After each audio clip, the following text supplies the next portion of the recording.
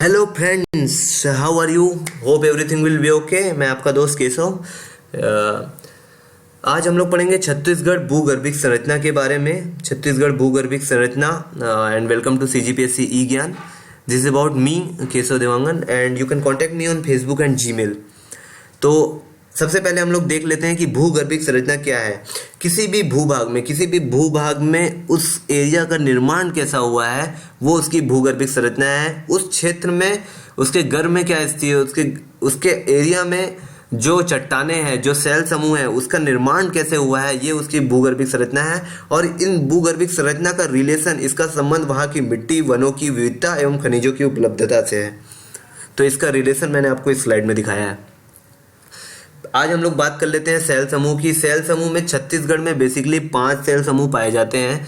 Archaean युग के cell समूह, धारवाड़ सेल समूह, कडप्पा सेल समूह, दक्कन ट्रेप एंड गोंडवाना सेल समूह। अब हम लोग देख लेते हैं कि छत्तीसगढ़ भूभाग में इसका कितना कवरेज है। तो आर्कियन सेल समूह जो कि नियरली 45 से 50% एरिया कवर करता है, धारवाड़ सेल समूह जो कि 7 से 10% एरिया कवर करता है, कडप्पा सेल समूह जो कि 25 से 30% का एरिया कवर करता है, गोंडवाना सेल समूह जो कि 70% एरिया कवर करता है, और अन्य सेल समूह जिसमें विंध्याचल, प्री कैम्ब्रियन और लेटेराइट आदि आते हैं, वो 1 से 2% एरिया ही कवर करता है। तो पहला हम लोग देख लेते हैं आर्कियन युग के सेल समूह के बारे में।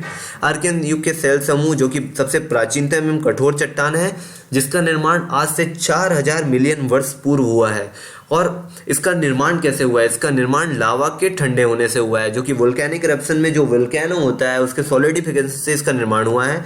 45 से 50% भाग में इसका भूभाग में ये फैला हुआ है छत्तीसगढ़ में। इन चट्टानों के अपर्दन से रेतीली मिट्टी बनती है। सबसे इंपॉर्टेंट, किसी भी सेल समूह का संबंध उस एरिया की खनिज और उस एरिया की मिट्टी से है। तो यहाँ भी उस चट्टानों के अपर्दन से रेतीली मिट्टी बनती है। तो जहाँ आर्कियन सेल समूह होंगे वहाँ रेतीली मिट्टी होगी। इन चट्टानों में ग्रेनाइट, फेल्सपार, क्वार्ट्ज मिलते हैं। और इसका भौगोलिक विस्तार कहाँ से कहाँ तक है? इसका भौगोलिक विस्तार नॉर्थ में सरगुजा संभाग से लेकर दक्षिण में बस्तर संभाग तक है। अगला सेल समूह है धारवाड़ सेल समूह। धारवाड़ शब्द का उत्पत्ति कर्नाटक के धारवाड़ जिले से हुई है। तो कर्नाटक का धारवाड़ जिला, जहाँ पे इसकी सबसे पहले खोज हुई थी, इसलिए इसका नाम धारवाड़ सेल समूह पड़ा है। आर्कियन चट्टान जो कि एक बेस कॉम्प्लेक्स है, उसके अपर्दन से इसका निर्माण हुआ है। और इन चट्टानों में लॉ एस्क सबसे ज्यादा पाया जाता है। इसका भौगोलिक विस्तार देख लेते हैं। इसका भौगोलिक विस्तार बेसिकली 3 सीरीज है, 3 श्रृंखला है। एक चिल्पी घाटी की श्रृंखला जो कि मैकाल श्रेणी में पाई जाती है, सोनाकान की श्रृंखला जो कि बलादाबाद जिले में पाई जाती है, और दुर्ग बस्तर क्षेत्र की श्रृंखला जहाँ पे सबसे ज्यादा लॉ एस्क मिलता है। दुर्ग का दक्षिणी भाग और बस्तर का बैलाडीला वाला एरिया कवर हो जाता है। कडप्पा सेल समूह, कडप्पा नाम भी कडप्पा जिले में पड़ा है, जो कि आंध्र प्रदेश में पाया जाता है और जहाँ पे इसकी सबसे ज़्यादा बहुलता है। कडप्पा सेल समूह का निर्माण आर्कियन युग के चट्टान जो कि बेस कॉम्प्लेक्स है, उसके अपर्दन से ग्रेनाइट चट्टान बनते हैं, और ग्रेनाइट चट्टानों के अपर्दन से इसका निर्माण हुआ है। ये बेसिकली इन चट्टानों में चूना पत्थर और डोलोमाइट पाया जाता है, और इसके निक्षेपण से कछारी मिट्टी बनती है, जो कि बेसिन वाले एरिया में जो मिट्टी होती है, किसी भी नदी का जो बेसिन होता है, उसके आसपास जो मिट्टी होती है वो कछारी मिट्टी होती है। और छत्तीसगढ़ का मैदान जो कि महानदी अपोहा तंत्र के अंतर्गत आता है, वहीं इन कडप्पा सेल समूह का विस्तार है। तो आप देख लीजिए महानदी कहाँ कहाँ से जाती है। रायपुर, बलौदाबाजार, जांजगीर चांपा, रायगढ़, सारंगढ़ और दुर्ग का कुछ एरिया है जो छत्तीसगढ़ का मैदान आता है, उसके अंतर्गत कडप्पा सेल समूह का एरिया कवर हो जाता है। दक्कन ट्रेप बेसाल्टिक लावा से इन चट्टान का निर्माण हुआ है, और इन चट्टानों के अपर्दन से सबसे इंपॉर्टेंट काली मिट्टी, ब्लैक सॉइल का निर्माण इसी से हुआ है, जो कि कपास के लिए सबसे ज़्यादा उपयोगी है। और इन चट्टानों में बॉक्साइट की बहुलता है। बॉक्साइट जो कि बेसिकली हमारे सरगुजा के जो दक्षिण पूर्वी एरिया है, मांड नदी का जो बेसिन वाला एरिया है, और जसपुर सामरी पार्ट, कुनकुरी बगीचा तहसील जो जसपुर में है, वहाँ सबसे ज़्यादा इसकी बहुलता है। अगला देख लेते हैं गोंडवाना सेल समूह। गोंडवाना सेल समूह पूरे इंडिया में जो गोंडवाना सेल समूह के 99% भाग में कोयला व्याप्त है। ये बेसिकली बनता कैसे है? बनता है ये नदियों के अवसादों के रूप में जमे वनस्पति एवं जीवों के अवशेष से चट्टानों का निर्माण हुआ है, इसलिए हम लोग कोयले को जीवाश्म ईंधन बोलते हैं। इसके 2 क्रम है, अपर गोंडवाना और लोअर गोंडवाना। अपर गोंडवाना में जनकपुर, महेंद्रगढ़, सूरजपुर का एरिया आता है जो उत्तरी भाग है, और निचली गोंडवाना क्रम में मांड नदी का घाट, कोरबा वाला एरिया आता है। कोरबा, कटघोरा, सरगुजा का दक्षिण भाग जो कि सीतापुर का एरिया आप बोल सकते हैं, वो एरिया है। लखनपुर एरिया जो कि सूरजपुर में आता है, वो अपर गोंडवाना में आता है। अब हम लोग इसको मैप में देख सकते हैं। मैप में हम लोग कैसे देखेंगे? मैप में हम लोग देखेंगे सेल समूह का खनिजों से संबंध। सेल समूह का हम लोग खनिजों से संबंध देखेंगे आज। तो मैं आपको सबसे पहले गोंडवाना के बारे में बताता हूँ। गोंडवाना में अपर गोंडवाना का जो एरिया है, अपर गोंडवाना मैं आपको दिखा रहा हूँ, हाईलाइट कर रहा हूँ। ये वाला जो एरिया है, ये जो एरिया है, ये एरिया है जनकपुर, मनेंद्रगढ़, बैकुंठपुर वाला एरिया है। और ये तातापानी का एरिया जो कि बलरामपुर जिले में पड़ता है, ये अपर गोंडवाना के अंतर्गत आता है। लोअर गोंडवाना में क्या आता है? लोअर गोंडवाना में आता है चिरमिरी का एरिया। अपर गोंडवाना में आप देख सकते हैं कि यहाँ सोनहट का भी एरिया है जहाँ पे नहसदो नदी निकलती है। और निचले गोंडवाना में आता है, निचले गोंडवाना का जो एरिया है आपको मैं दिखाता हूँ। निचले गोंडवाना में ये एरिया है जो कोरबा का एरिया है। कोरबा के यहाँ पे झगराखंड, कुसुमकुंडा, कटघोरा वाला एरिया है। और ये एरिया है लखनपुर का एरिया जो कि सूरजपुर, सरगुजा डिस्ट्रिक्ट में पड़ता है। सूरजपुर का एरिया ये है। तो यहाँ पे कोयला व्याप्त है।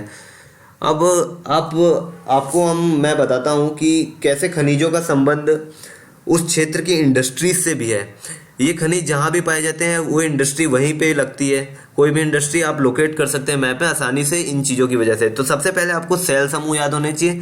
सेल समूह से आप खनिज का संबंध निकाल सकते हैं और खनिज से वहाँ पर आसपास जो भी इंडस्ट्री है उसका लोकेशन आप आइडेंटिफाई कर सकते हैं। तो आपको मैं दिखा रहा हूँ कि ये जो एरिया है, कोरबा का जो एरिया है, कोरबा के एरिया में आपका एनटीपीसी है। एनटीपीसी इसी एरिया में है। बिलासपुर में एक एनटीपीसी है जो कि रॉ मटेरियल यहीं से मिल जा रहा है उसको कोयला से, तो 2 एनटीपीसी यहीं पे लगी हुई है। तीसरी एनटीपीसी लारा में लगने वाली है जो कि रायगढ़ में है। तो ये भी नियरेस्ट एरिया है कोयला जिसका रॉ मटेरियल है। अब लोग बात कर लेते हैं दक्कन ट्रैप। दक्कन ट्रैप में बॉक्साइट सबसे ज़्यादा पाया जाता है। तो ये जो एरिया है कुनकुरी बगीचा तहसील का एरिया और ये मांड नदी का भाग और रायगढ़ का उत्तरी भाग, रायगढ़ का उत्तरी भाग है, यहाँ पे सबसे ज़्यादा पाया जाता है। अब मैं आपको बता दूं कि कोरबा में बाल्को का प्लांट है।